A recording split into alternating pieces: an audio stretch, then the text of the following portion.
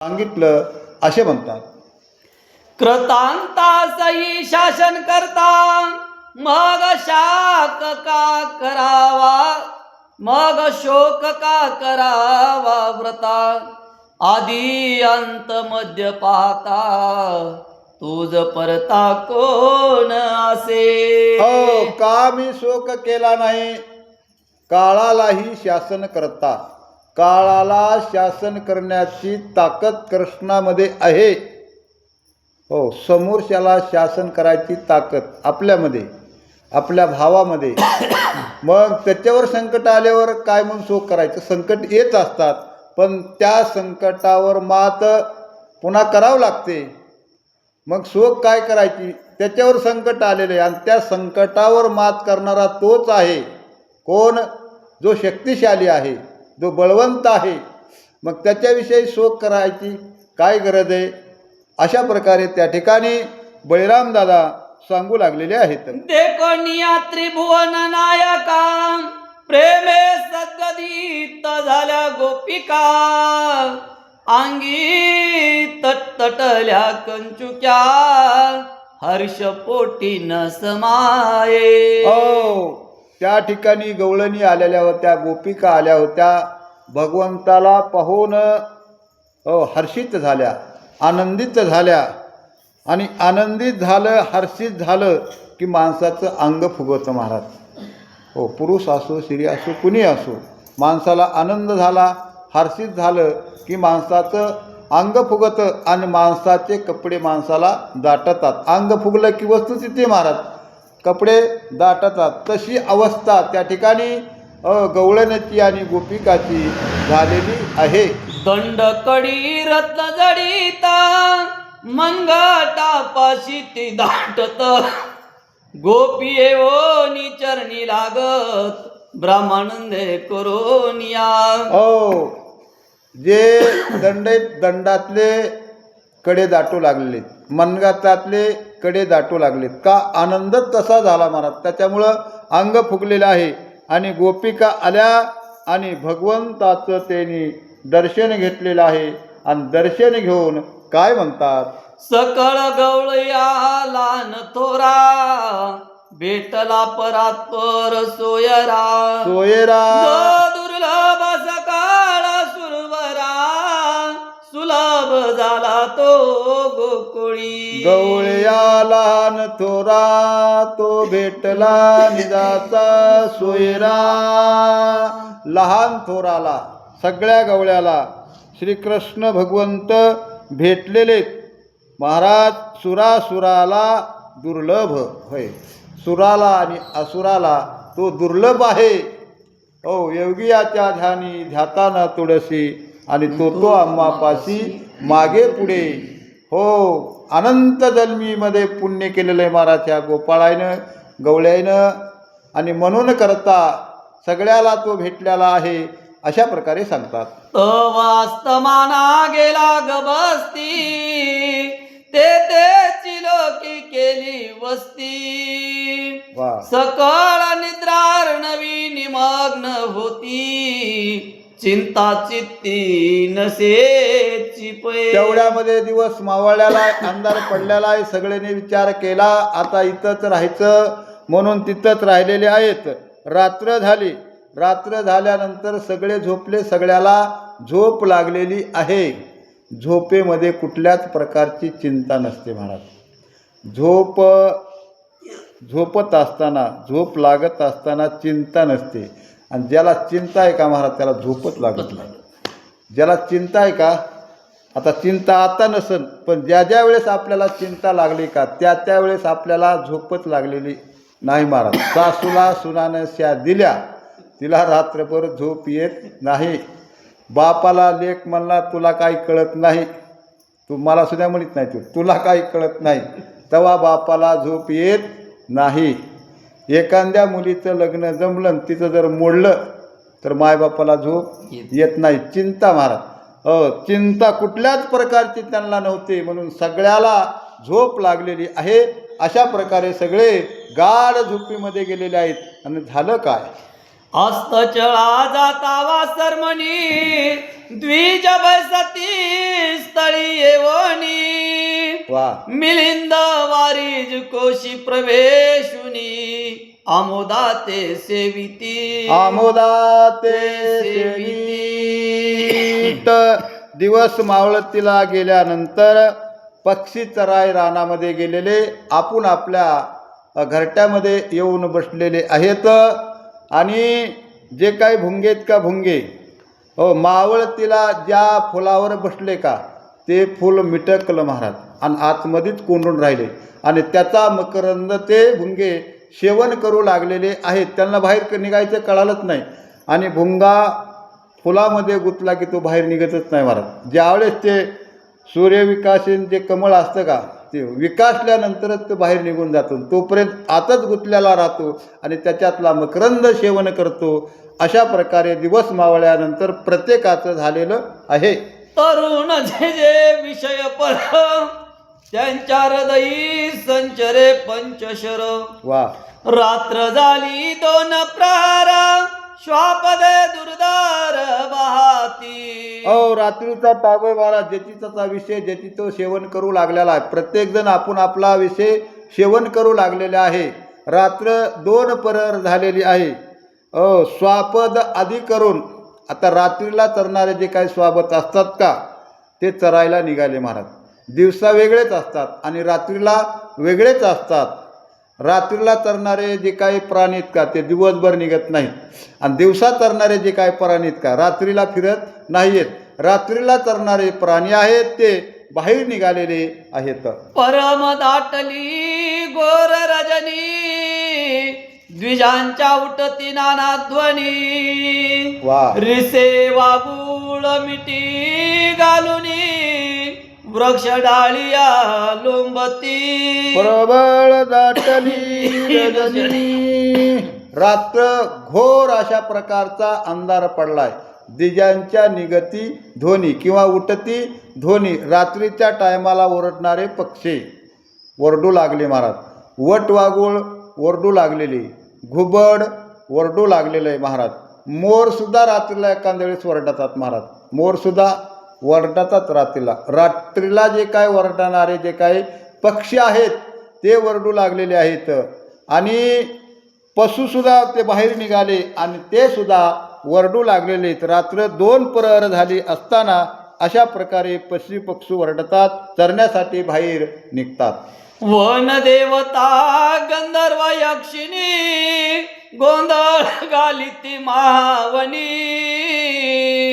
आसरा जाज्वल्य रूप दावोनी त्याची क्षणी गुप्त होती. वनदेवता गोंधळ घालू लागले आहेत. आसरा त्या ठिकाणी जाज्वल्य पण ते दाखवू लागल्यात महाराज. आसरा जे आहेत का त्यांचं जाज्वल्य पण दाखवू लागलेले आहेत. वनदेवता त्या ठिकाणी निघालेले आहेत आणि रात्रीला गोंधळ घालणारे जे काही भूते वेताळ जे आहेत का आणि ते सुद्धा निघालेले आहेत. इकडून तिकडं तिकडून इकडं फिरू लागलेले आहेत आणि प्रत्येकाचा गोंधळ वेगळा वेगळा असतो महाराज. वारकऱ्याचा गोंधळ या गळात, आराध्याचा गोंधळ या गळात, पुन्हा ते डाक्यावाल्याचा गोंधळ या गळात. बरोबर आहे ना. डाकावाल्याचा गोंधळ या गळात असतो महाराज. आराध्याचा या गळात असतो. आता भजनावाल्याचा वेगळाच असतो. तशा पद्धतीनं आपण आपले गोंधळ त्यावेळेस घालू लागलेले आहेत. नानावलीचे बंबाळ दिसती अवचितेचे कलोळ प्रेतगण मिळाले सकाळ व्यासूर केवळ दिसती पै. नानावल्लीचे बंबाळ नाना प्रकारचे वृक्षेत महाराज. वेगवेगळे वेगवेगळे वृक्षे त्या वनस्पतीमध्ये औषधी तयार होऊ लागलेल्या आहेत. नाना प्रकारचे काय निघाले म्हणून सांगितलं. प्रेतगण प्रेत निघाले म्हणजे भूत निघाले महाराज. भूत नाना प्रकारचे भूत निघालेले आहेत आणि भूतसुद्धा रात्रीच्या टायमाला निघतात. भूत कधी निघतात? रात्रीच्या टायमाला निघतात. भूत कसे निघतात, किती निघतात, केव्हा निघतात? जास्त जर ऐकायचं असेल तर नवनाथाचा 3रा अध्याय. बरोबर आहे. 3रा का 4था? 5वा अध्याय. 5व्या अध्यायामध्ये सगळं मच्छिंद्रनाथानं भूत बघितले आणि ते भूत आपल्याशी करून घेतले महाराज 5व्या अध्यायामध्ये. बरोबर आहे ना. साबरी विद्येला त्यांचं काम होतं त्या भूताचं, म्हणून साबरी विद्येसाठी त्यांचं वरदान मच्छिंद्रनाथानं घेतलेलं आहे. आणि तशा पद्धतीनं भूत रात्रीच्या टायमाला निघालेले आहेत आणि चरावया जाऊ लागलेले आहेत. विकार करीती भूते प्रेते छळिती अमंगळा अपवित्राते वा. दिवा भीतांचे गुंगाट ते पिंगळे तोर किलबिलती विकार करीती भूते केते छळिती अपवित्राते. होय, विकार भूत विकार करू लागले महाराज, विकार. आणि ते कुणाला छळू लागले? अपवित्र माणसाला भूत लागतं, अपवित्र माणसाला. पवित्र माणसाला भूत लागत नाही. देवाचं नाव पवित्र आहे महाराज, देवाचं नाव पवित्र आहे. आणि ज्यानं देवाचं नाव पवित्र मुखामध्ये घेतलं त्याला भूत लागतच नाही. होय, वार करायला कधी भूत लागलेलं बघितलं का? आणि काय वार करीत महाराज, काय वार करायला भूत लागतात, पण तो खरा वारकरी नसतो, डुप्लिकेट वारकरी असतो महाराज. अमंगळ माणसाला भूत लागतात, अमंगळ. आणि जे काय मंगलदायक आहे, भगवंताचं नाव ज्याच्या मुखामध्ये आहे, तुळशीच्या माळा ज्याच्या गळ्यामध्ये आहेत, त्याला भूत लागत नाही. ते भूत विकार करू लागले, विकार करू लागले. आणि आता सुद्धा बघा, रात्रीच्या टायमाला माझा फलाना तिकडे गेला ग माय, आणि त्याला भूतच लागलं की. तो आमगळ होता ना, चांगला होता काय, चांगला असतं त्याला भूत बी लागत. आणि आमगळ होता ती होता आणि त्याच्या मुखामध्ये देवाचं नाव नव्हतं, म्हणून भूत लागलं. भूते करीती विकार लागती अमंगळा. अशा प्रकारची अवस्था त्या टायमाला झालेली आहे. बालवा भुंकती शनोशनी वा. टिटवे शब्द करीती गगनी करुणा स्वरे करोनी चक्रवाके बहाती. भालू प्रत्यवेर भुकू लागले महाराज. भालू कोलबुक रात्री आता नाहीच राहिले कोले, आता जास्त डुकरं झाले. कोल्याचा आवाजच जाईना आता. कोले गेले आणि डुकरं आले. कोले प्रत्यवेर भुकू लागलेले आहेत महाराज. आणि आकाशामध्ये टिवटिव्या असणाऱ्या वरडू लागल्या, आकाशामध्ये टिवटिवी फिरते महाराज. आणि टिवटिव्या वरडू लागलेल्या आहेत. चक्रवाक नावाचे जे काही पक्षी आहेत का, ते बी असणारे वरडू लागलेले आहेत. अशा प्रकारे रात्रीच्या टायमाला प्रत्येक प्राणी ज्याला चरायला निघायचं तो निघालेला आहे, ज्याला आनंद घ्यायचा वरडून तो घेऊ लागलेला आहे. अशा प्रकारची रात्र आहे. चंद्र कुमुंदिनी विकासती भ्रमरते ते पाहो येती वा. उरग बाहेर निगती सैर हिंडती चौकडे. चंद्र कुमुदिनी विकासती भ्रमरते ते येती. चंद्र उगवल्यानंतर चंद्र विकास जे कमळ आहेत का, चंद्र विकास, चंद्र निघाल्यानंतर कमळ काय फुलतात महाराज, काय सूर्यविकासित कमळ आहेत. चंद्र विकासित कमळ फुललेले आहेत. आणि ते भुंगे पाहू येती. आणि त्या ठिकाणी भुंगे आलेले आहेत. आणि विकार चरावया निघती. साप नाग रात्रीच्या टायमाला चरायला निघतात आणि रात्रीच्या टायमाला ते जास्त चरतात. विकार म्हणजे नाग हे चरायला निघालेले आहेत आणि ते चरू लागलेत. कसे चरतात श्रीधर स्वामी सांगतात. निदाने चरावया निगती क्षणोक्षणा प्रभादाविती सभाग्यासी बोलाविती येऊ म्हणती ग्रहा तुझ्या, येऊ म्हणती घरा तुझ्या. निधाने चरावया निगती क्षणोक्षणा दाखवी. निदान म्हणजे धन चरायला निघालं महाराज. आणि धन चरायला निघाल्यानंतर टायमा क्षणोक्षणाला चमकतं महाराज. ते क्षणोक्षणाला चमकू लागलं. धनाचे हांडे बाहेर निघाले आणि ते चरायला लागले. आणि चरत असताना चमकायला लागले महाराज ते. आता ते धन चमकतच न. आणि सभाग्याशी तुझ्याकडे येऊ म्हणती. भाग्यवान माणसाला ते भेटतं महाराज. निदयवाला भेटत नाही महाराज. जे काय भाग्यवान आहेत का त्यालाच असताना ते भेटतं. त्याला हाका मारू लागले, ए भाग्यवंता इकडे आणि तू आम्हाला तुझ्या घरी घेऊन जा, असं ते निधान भाग्यवंताला हाका मारू लागले. असं रात्रीच्या टायमाला ते होऊ लागलेलं आहे. तव तो वसंत ऋतू उष्ण काळ, वने वाळून गेली सकळ. पूर्वीच कालियाचा मुखानळ, जाळीत होता वनाते. त्यावेळेस वसंत ऋतू होता, उन्हाळ्याचे दिवस होते. सगळे डोंगर वाळले होते, परिसर सगळा वाळून गेलेला होता. आणि तो परिसर होता कालियाचा महाराज. आणि कालिया जिकडं बघल तिकडं ते पेटत होतं महाराज. म्हणून पहिलं जळून क्रश झालेलं होतं. आणि पुन्हा तेवढ्यामध्ये उन्हाळ्याचे दिवस, वसंत ऋतू होता म्हणून करता तो भाग पूर्ण क्रश झालेला होता, अशा प्रकारे सांगतात. तो अत्याद्भुत वात सुटला, अग्नि गवळ्यावरी परतला. सभोवती वेढा पडला, आत जाकळला पर्वत. त्या पर्वतावर काय झालं, अग्नी पेटला होता, अग्नी लागलेला होता. आणि पुन्हा वारा उलटा सुटला. वारा त्यांच्याकडेच आला महाराज. ज्या ठिकाणी गवळी गोपाळ सगळे झोपले, रात्र झाली म्हणून सगळे झोपले त्या ठिकाणी. आज म्हणले इथंच मुक्काम करायचा, सकाळी उठायचं ना आपल्या गोकुळाकडे जायचं, असं सगळ्यांनी ठरवलं होतं. सगळे गोपाळ गवळी कृष्ण परमात्मा झोपले आणि वारं उलट सुटलं.